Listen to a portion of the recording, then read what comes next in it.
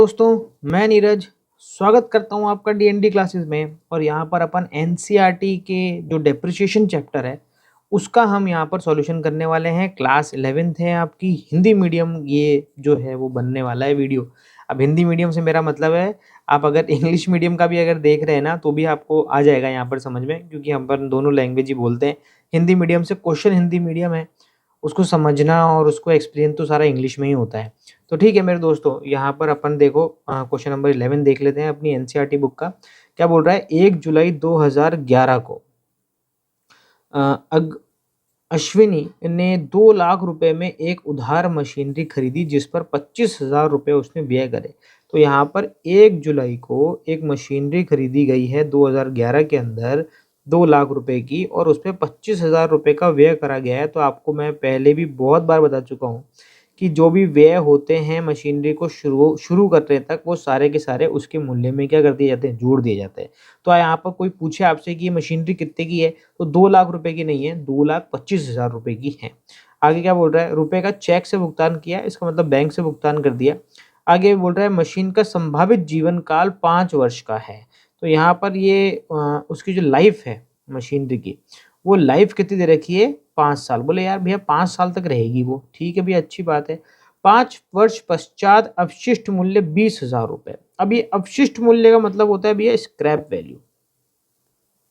Scrap value बोल दो, अवशिष्ट मूल्य बोल दो, या फिर मैं देसी भाषा में बोलूं तो उसको भंगार में भैया बेच दिया जाएगा 5 साल बाद में 20,000 रुपए में।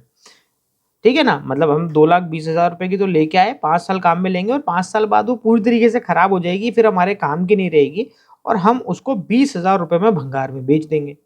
आगे बोल रहा है कि सीधी रेखा पद्धति लगानी है। सीधी रेखा पद्धति का मतलब हो गया भैया एसएलएम मेथड। वर्ष 2011 में रोजनामचा प्रविष्टि करें एवं प्रथम 3 वर्षों के आवश्यक खाते बनाएं। अब भैया तुम बोलोगे कि यहाँ पर हमें प्रविष्टि करनी है, खाता बनाना है, पर यहाँ पर ये तो कहीं पर बताया ही नहीं है कि किस पद्धति, किस प्रतिशत से हमारे को मूल्यह्रास लगाना है। तो मेरे दोस्तों, आपको यहाँ पर खुद मूल्यह्रास निकालना पड़ेगा, मूल्यह्रास की प्रतिशत निकालनी पड़ेगी। कैसे निकालेंगे अपन? तो परसेंटेज ऑफ डेप्रिसिएशन कैसे निकलेगा? सबसे पहले आपको क्या करना है? मशीन की लागत लेनी है। और लागत कौन सी वाली? ये वाली, यानी सारे खर्चे जोड़ के। उसमें आपको क्या करना है? जो मशीन का अवशिष्ट मूल्य है ना, ये जो लास्ट में अपन ने 20,000 रुपये लिखा था अवशिष्ट मूल्य, ये अवशिष्ट मूल्य इसमें से क्या कर देंगे? माइनस कर देंगे, और इसको भाग दे देंगे हम इसके जीवन काल से, यानी इसकी जो लाइफ है उस लाइफ से क्या कर देंगे? अपन इसको भाग दे देंगे। तो उसकी क्या निकल के आ जाएगा? उसका डेप्रिसिएशन। एक्चुअली परसेंटेज तब भी नहीं निकल के आएगा, मैं यहाँ से परसेंटेज हटा देता हूँ। परसेंटेज नहीं निकल के आएगा, डेप्रिसिएशन निकल के आएगा कि इस पर डेप्रिसिएशन प्रति वर्ष लगाना कितना है, फिर हम उसके बाद में उसकी परसेंटेज निकाल लेंगे। तो देखो यहाँ पर 2,25,000 रुपए की आपकी मशीनरी है, अवशिष्ट मूल्य है 20,000 रुपए का, अपन माइनस कर देते हैं और भाग दे देंगे किससे भैया? 5 से। तो देखो 25,000 में 25,000 ही था ना, हाँ, 25,000 में 20,000 चल जाएगा, तो भैया यहाँ पर 2,05,000 रुपए रह जाएगी कीमत, और डिवाइड बाय हम कर देंगे भैया 5 से। तो मेरे दोस्तों आ रहा है यहाँ पर डेप्रिसिएशन निकल के 41,000 रुपए। यानी हम प्रतिवर्ष प्रतिवर्ष यानी पर ईयर 41,000 रुपीज का 41,000 रुपए का डेप्रिसिएशन लगाएंगे सीधी रेखा पद्धति से। तो हमारे क्या हो जाएगा? ये मशीनरी 5 सालों में पूरी तरीके से खत्म हो जाएगी। अब क्या करना है आपको? अब अपन को परसेंटेज निकालने की जरूरत भी नहीं है, वैसे तो अपन को मूल्यह्रास पता चल गया कि हर वर्ष क्या है? 41,000 रुपए का मूल्यह्रास लगाना है। फिर भी आपसे, हालांकि क्वेश्चन में पूछा तो नहीं है उसने कि प्रतिशत निकाल के बताओ, पर फिर भी अगर आपको प्रतिशत निकालना हो ना, परसेंटेज ऑफ डेप्रिसिएशन, तो कैसे निकालोगे? 41,000 यानी जो मूल्यह्रास लगना है हर साल, वो डिवाइड बाय मशीनरी का मूल्य जितने में खरीदी थी, इंटू अगर आप 100 कर दोगे ना तो परसेंटेज निकल जाएगा। 2,25,000 इंटू 100। तो मेरे दोस्तों पॉइंटों में आंसर आ रहा है, इसलिए पूछा भी नहीं है उसने। 0.23 जो है ना यहाँ पर, ये प्रतिशत निकल के आ रहा है। तो हालांकि अपन को प्रतिशत नहीं चाहिए, अपना काम तो किससे हो जाएगा? इससे हो जाएगा। 41,000 रुपये जो प्रतिवर्ष मूल्यह्रास लगाना है उससे हो जाएगा। करना क्या है अपन को? एक तो जनरल प्रविष्टि बनाने की बोल रहा है और एक खाता बनाने की बोल रहा है। अपन क्या करते हैं? मेरा पसंदीदा है भैया खाता। सबसे पहले मैं आपको खाता बनाऊंगा, उसके बाद फिर करेंगे अपन जनरल प्रविष्टियाँ।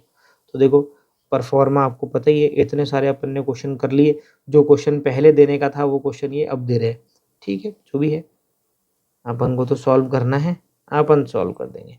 छोटे क्वेश्चन स्टार्टिंग में क्या है, हार्ड हार्ड क्वेश्चन दे दिए, अब थोड़े से इजी क्वेश्चन दे रहे हैं। हाँ, ये इजी क्वेश्चनों में ही आ रहे हैं मेरे दोस्तों, ये बड़े ही इजी क्वेश्चन है। क्या डालेंगे इधर, अपना वही आ जाएगा डेट, इधर आ जाएगा पर्टिकुलर, ये आ गया अमाउंट, फिर से डेट, ये पर्टिकुलर, ये अमाउंट, ऊपर आपको क्या लिखना है, मशीनरी अकाउंट। ये आ गया भैया आपका मशीनरी अकाउंट। करना क्या है, सबसे पहले तो अपन मशीनरी भैया खरीदेंगे। मशीनरी खरीदी कब, 1 जुलाई 2011 को। तो अपन क्या करेंगे, 1 जुलाई और 2011 लिख देंगे, और यहाँ पर क्या आ जाएगा, टू बैंक, क्योंकि हमने पेमेंट करी थी बैंक से, तो टू बैंक आ जाएगा। यहाँ पर अंदर जोड़ के बता देना कि भैया 2 लाख की खरीदी थी और 25,000 रुपये का उस पर हमने खर्चा करा, तो बाहर लिख देना भैया 2,25,000 रुपये। इसके बाद में क्या करना है आपको, इसके बाद में अब और तो कुछ है नहीं, साल के आखिर में आ जाना है। अच्छा, साल का इसने आखिरी बताया क्या, कब है, एक बार मैं देख लेता हूँ। दिसंबर, ये नहीं बोल रहा है, तो अपन दिसंबर मान के चलते हैं। एनसीईआरटी के अंदर ये खाते जो है वो अधिकतर बार दिसंबर को ही बंद करता है।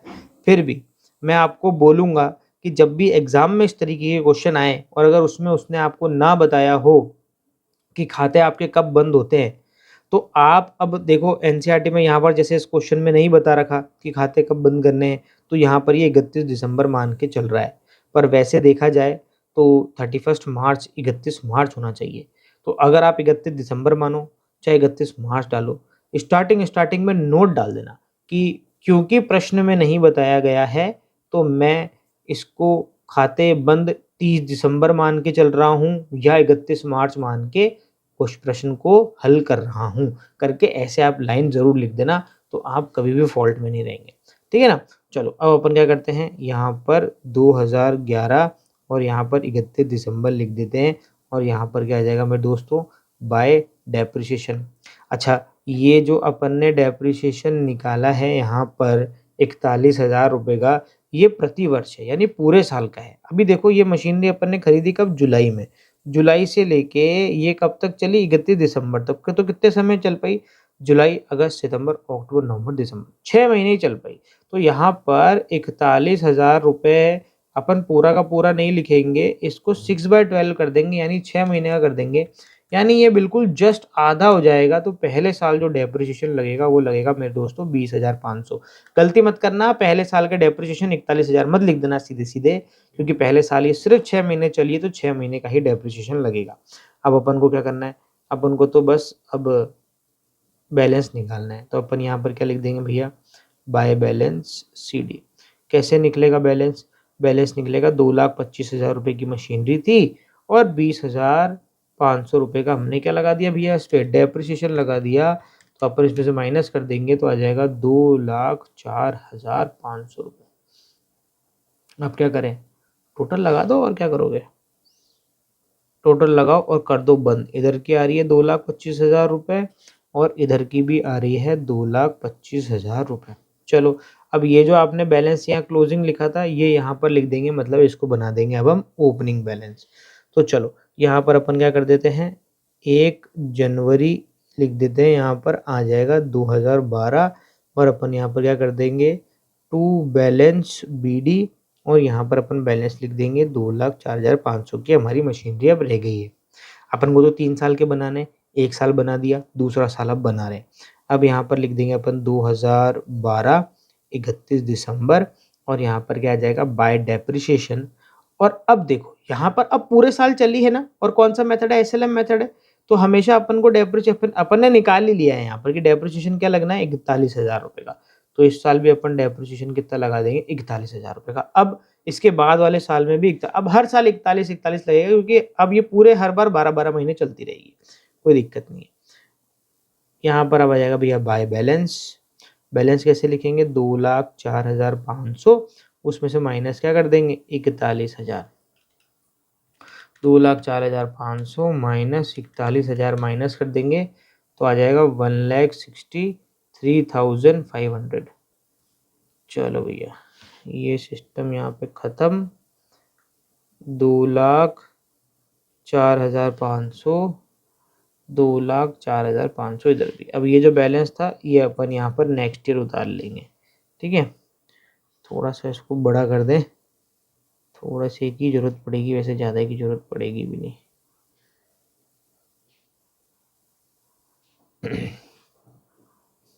चलो यहाँ पर आ जाएगा आपका 1 जनवरी 2013, आ जाएगा क्या, टू बैलेंस BD 1,63,500 रुपीज़। अब क्या करने का है, कुछ भी नहीं करने का है, साल के आखिर में आ जाओ फिर से 2013 31 दिसंबर, आ जाएगा क्या बाय डेप्रिसिएशन, और आ जाएगा डेप्रिसिएशन में 41,000 रुपये फिर से। 31 दिसंबर क्या निकालना है, वापस से बैलेंस निकालना है, बाय बैलेंस 1,63,500 रुपीज़, माइनस कर देंगे उसमें से कितना, 41,000 रुपये, माइनस कर दो भैया 41,000 रुपये, तो ये आ जाएगा भैया 1,22,500 रुपये का क्या आ गया, आपका बैलेंस आ गया। ख़त्म, टोटल लगाओ और ख़त्म करो। 1,63,500, इधर भी 1,63,500।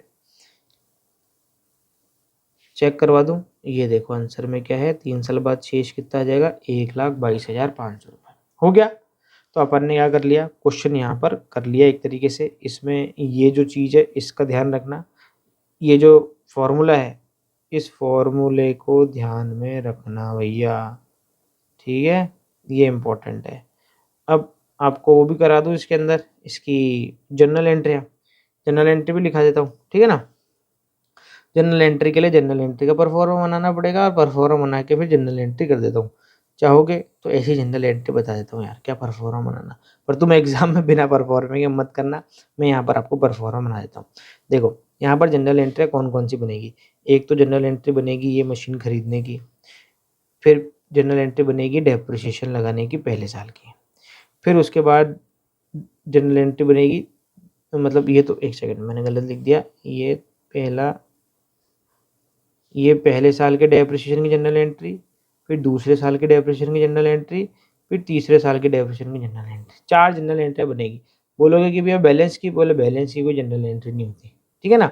अपन तो क्या करते हैं, सबसे पहले मशीनरी खरीद लेते हैं। तो जब अपन सबसे पहले मशीनरी खरीदेंगे तब एंट्री क्या करेंगे, एंट्री करेंगे भैया machinery account debit to bank आ गया आपका, और यहाँ पर भी आप जोड़ के दिखाओ, ऐसे यहाँ लिखो, ऐसे लिखा करो, इसके अंदर कोई दिक्कत नहीं है। ऐसे 2,25,000 रुपये, और इसके सामने भी क्या लिख देंगे, 2,25,000 रुपये। ये पहली जनरल एंट्री हो गई। दूसरी जनरल एंट्री थी डेप्रिसिएशन की। अब पहले साल की, दूसरे और तीसरे साल की जनरल एंट्री आ जाएगी। तो डेट जरूर डाले, देखो जैसे यहाँ पर डेट डलेगी भैया 1 जुलाई 2011, इसमें डेट डलेगी 31 दिसंबर 2011, और डेप्रिसिएशन लगेगा तो क्या डेट डलेगी, ये क्या एंट्री होगी, depreciation account debit to machinery, ठीक है। और अपन ने पहले साल कितना मूल्यह्रास लगाया था, 20,500 मूल्यह्रास लगाया था, तो यहाँ पर आ जाएगा भैया 20,500, और यहाँ पर भी कितना लिख देंगे, 20,500। अब इसके बाद में तीसरी जनरल एंट्री कब है, 31 दिसंबर 2012 की, क्या है वही same, depreciation account debit to machinery. अब की बार में पूरा का पूरा 41,000 लगाया था, बाद के 2 सालों में तो 41,000 लगाया था, आ जाएगा। फिर एक चौथी जनरल एंट्री हो जाएगी 31 दिसंबर 2013 की, फिर से वही डेप्रिसिएशन की एक ही जनरल एंट्री होती है हर बार, हर साल, अकाउंट डेबिट टू मशीनरी।